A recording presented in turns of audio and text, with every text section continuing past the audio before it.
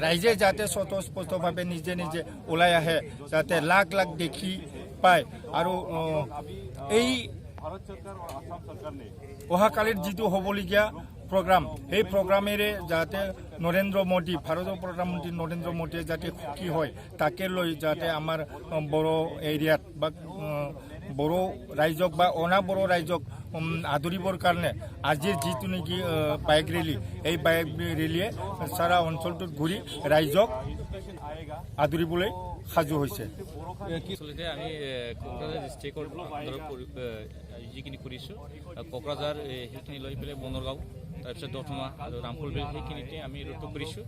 আমি অলৰেডি কৈ গৈছোঁ তাৰমানে অকল আমাৰ বড়ো জাতি বুলি অকল বড়ো জাতি বুলি আমি ক'ব বিচৰা নাই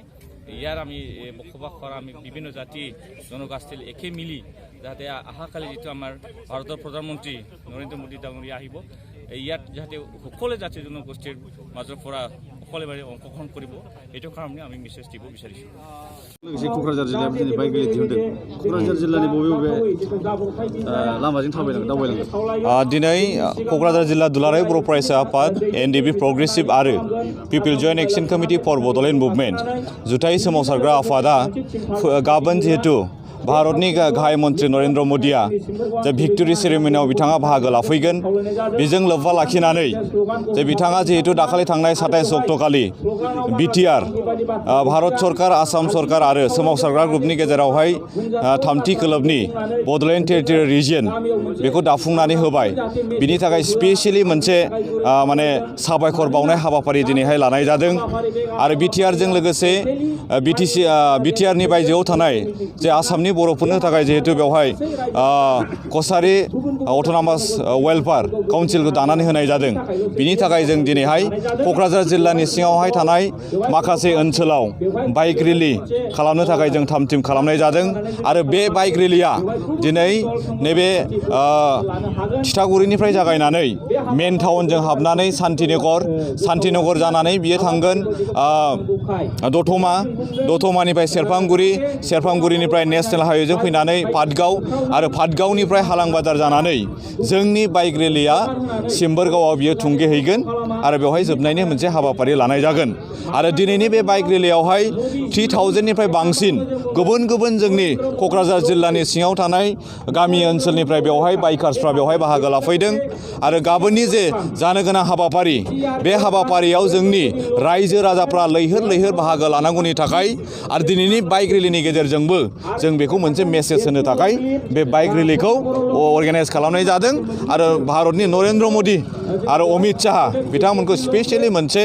माने साबायखर बावनाय हाबाफारिखौ जोङो लानाय जादों थेंक इउ जोंनि दिनैनि बाइक रेलिनि गुबै थांखियानो जाहैबाय गाबोन जोंहा मोनसे बिराद गिदिर बराय फोरबो दङ जोंनि जे थामथि गोरोबथा बड'लेण्ड टेरिटरियेल रिजन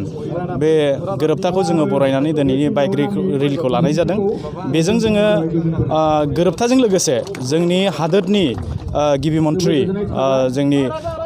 नरेन्द्र मोदीजिखौ जोङो बरायनायनि थाखाय बे हाबाफारिखौ लानाय जादों आरो बिथांनो जोङो बे हाबाफारिनि गेजेरजों स्पेसियेल थेंक्स होनायनि जोङो मेसेज होनो थाखाय बे हाबाफारिखौ लानाय जादों आरो बेजों लोगोसे जोंनि आसामनि चिफ मिनिस्टार सर्बानन्द सन'वाल आरो जोंनि finance minister doctor Himanta Biswa Sharma बिथांमोनखौ जोङो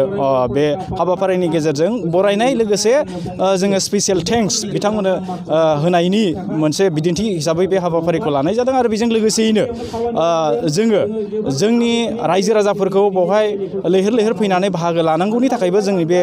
हाबाफारिनि गेजेरजों रायजो राजाफोरखौ जोङो खावलायदों मानोना जोंनि बे थामथि एकर्डनि गेजेरजों जोंनि गोबाव समनिफ्राय जोङो दाबिबोनाय जोंनि जेनोखि माने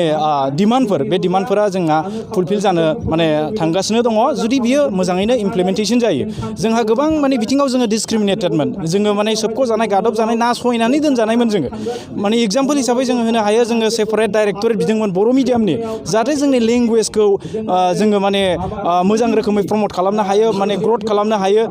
जोङो रिच खालामनो हायो बिनि थाखाय जों दाबि खालामदोंमोन बेफोरखौनो आसाम गभर्नमेन्टआ हायोमोनब्लाबो जोंखौ बन्सित खालामनानै दोनदोंमोन खिन्थु जोङो बियो पिस रिलिबो होनजायो आरो जोङो स्पेसियेलि वेलकाम खालामनाय जोङो प्राइम मिनिस्टारखौ वेलकाम खालामनाय मानोना जोंनि डिमान्डखौ रेसपेक्ट होनानै बिथाङा थामथि एकर्डखौ खालामदों